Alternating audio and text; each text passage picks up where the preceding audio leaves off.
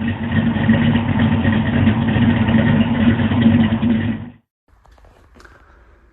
morning, guys. It's Brent with Lykins Motorsports. These are some custom pistons from Racetech for our small block Ford tunnel port build. And we're making some progress, albeit pretty slow, but we are making progress. And I just wanted to show what's going on with the build here lately. I haven't posted anything about it recently. So on the cylinder head side of things, we're still waiting on valve guides. So I had ordered a custom set from one particular company, and I've kind of lost contact with that company. So they were supposed to have been done several weeks ago, and I'm not having any trouble getting any answer from them. So I reached out to Victory Valves, and he said that they use a lot of CHE guides, and I have used CHE lifter bore bushings, so that was my next step. And the communication is spot on with them. I already sent my order in. Unfortunately, they said 4 weeks, so we'll be waiting a little bit longer before the heads can be completed. But we're moving along with the engine block and the rotating assembly. Remember, this is our build with the billet Bryant crank and the Dyer's rods, so really high-end bottom end components. And the same with the pistons. These are custom Racetech pistons, 2618 forging. A lot of goodies, a lot of options on these pistons. So we're going to go over the piston and talk about what each option does. First thing you can see is a crown coating. Multiple coatings are available for pistons, skirt coatings, crown coatings, you name it. This is going to be a road race engine, so I opted for the crown coating. And what that does is it keeps heat out of the piston itself and reflects it back up into combustion chamber. So road race engines can get a little hot on the top end, so we do things to combat that. And this is one of the things. These are not cheap pistons, okay? I'll tell you I'll tell you right off the bat that this was a chunk of change. And between the pistons and the wrist pins and the rings that I'm getting ready to show you, you're looking at about $2,500. So they were not cheap in the least bit. The coating adds money. We had vertical gas ports. We had a lightning program done. You can see where the CNC has come in there and cut out underneath the pin boss and under the crown. So these are pretty light for the size, 446 grams, considering they have a dome, considering it's a 4 1/8 inch, I'm sorry, a 4155 bore size. So, you know, it's pretty light. So that's what the crown coating does. Vertical gas ports. So this engine is a dry sump engine. So by nature, a dry sump oil pump will pull vacuum on the crankcase. So in combination with that, and in combination with combustion forces going down into these ports, and let me see if I can make you see it or let you see it. Yeah, so you can see a little bit what the gas ports do. That combustion force gets behind the ring and pushes it against the cylinder wall, which aids in ring sealing. So in combination with a dry sump pump pulling vacuum, you evacuate essentially the bottom of the engine, any forces that are pushing back up at the piston as it's going down. That allows you to run a lower tension ring pack, and then the gas ports push the rings up against the cylinder walls. So a win-win there. So we've done the crown coating, we've done the vertical gas ports, we've done the lightning program. I'll show you a wrist pin. These are DLC coated diamond like carbon wrist pins, And again, we use these types of wrist pins for dry sump applications, for really high-end applications. Now, I will say this engine is not going to make 1,000 horsepower, just due to the vintage cylinder heads that will not be ported and the intake that will not be ported.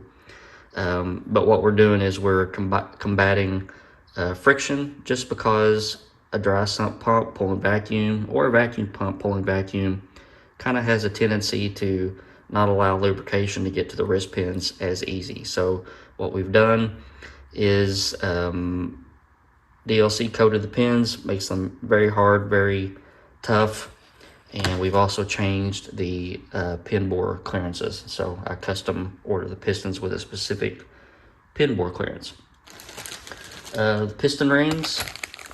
So these are Mahle rings. You can see the little M there. Mahle rings that Racetech has repackaged. These are a 1-1 2mm ring pack. A lot of the companies are going to a barrel face top ring. The second ring is still a Napier second. They got a little, you can't see it with the camera, but they got a little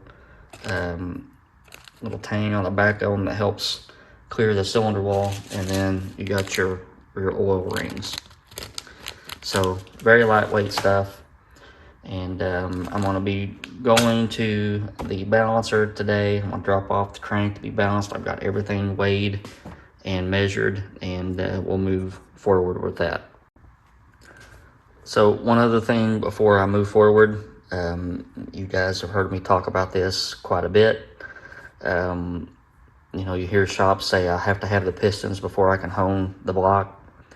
This is the reason why we don't worry about that anymore. 151 with a 0, 151 with a 0, with a 0, with a 0, 151 with a 1, 0, 1, 0. All these pistons, they vary by 1/10,000th of an inch. And this is a really tight weight piston set too, 4468, 876. So just a couple tenths of a grams difference between all these pistons. And what I can do, I've weighed all the wrist pins as well, and I can pretty much get these combinations dead on without having to remove metal or anything like that, which is good. Never like, if I don't have to, taking a rod and grinding. And a lot of your higher end rod manufacturers like Dyers, like Oliver, will say don't do that. So this is the better way of balancing things. It takes a little bit more time, but it's a little bit more precise and cleaner is what I should say. All right, I didn't think I did it justice last time, so there's a better shot of where those vertical gas ports exit. So those combustion gases push that ring out. They get behind the ring, push it out towards the cylinder. The bigger holes are oil drains. So they drain the oil that accumulates from behind your oil ring pack, and they exit right there. All right, I just finished filing the piston rings. We got that done. Recap, this is our block for this build. It's a World Products block, 8200 DAC 41554. Very beefy, extremely beefy. We got our Peterson adapter for our dry sump pump. And there's the business end. All the bearing clearances have been checked, so we're waiting on the crank to be balanced, and I can get at least the bottom end together, which would consist of the crank at this point. I can get one piston rod in to grease the cam, but until until the heads are done, I can't check piston valve clearance or anything like that. What I can do now is get the camshaft in, and we went to Bullet for this one, custom camshaft, as all my cams are. I don't know why I'm struggling getting that out. I don't need to get it out. So this is a billet core solid flat tappet, and I'm gonna get this out and show you. But What this means is this is a steel cam. It's not a flat tappet or a cast iron flat tappet cam like a traditional flat tappet cam. It uses DLC coated tool steel lifters. This is pretty much indestructible in the way of flat tappets. So this is what Cup guys were running before they switched to solid roller. The reason I went with a flat tappet is just to help myself when the heads are on here, and you know the tunnel port heads have the push rod tubes through the heads. I need to stay kind of close to that original geometry with the lifter and the rocker arm and the cylinder head, so I can run as fat of a push rod as I can run. When I did Mark's hydraulic roller street tunnel port small block Ford, you know, with a 5/16 push rod, it was getting a little close to the push rod tubes just because that lifter is much taller than a solid flat tappet lifter. So this doesn't require any break-in. They're not cheap. So, you know, I get a lot of emails saying, hey, I want to switch to that. Well, the cam is about $1,400-$1,500 and the lifters are too. So a good indestructible camshaft. You don't run a lot of spring load as much as you would run on a solid roller. Like I said, no break-in period.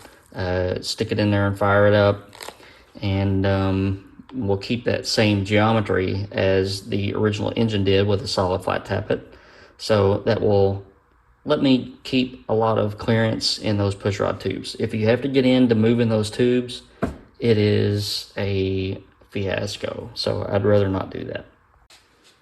So there's the cam, and it looks like a billet core roller cam would look, except for those big old wide flat tappet lobes.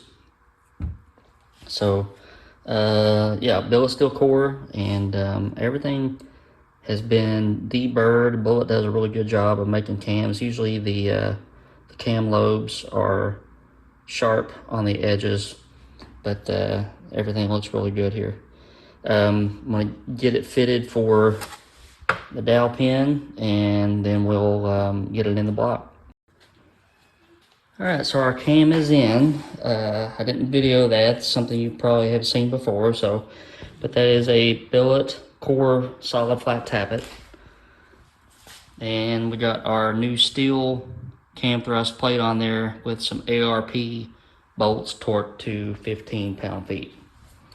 So we're just playing the waiting game right now, and dropped the crank off earlier to have it balanced. So we are making progress. Not exactly lightning fast progress, but we are making progress. Hope you guys are having a good week, and I appreciate you for following with me on this video. And stay tuned for more. We'll have, I got another 363 to start on. The block was finished today, and we're waiting on Pistons from Male. So just progress all across the board. Hope you guys are having a good week. Enjoy the weekend. It's supposed to be pretty here. Hope it is where you're at. And I'll talk to you soon.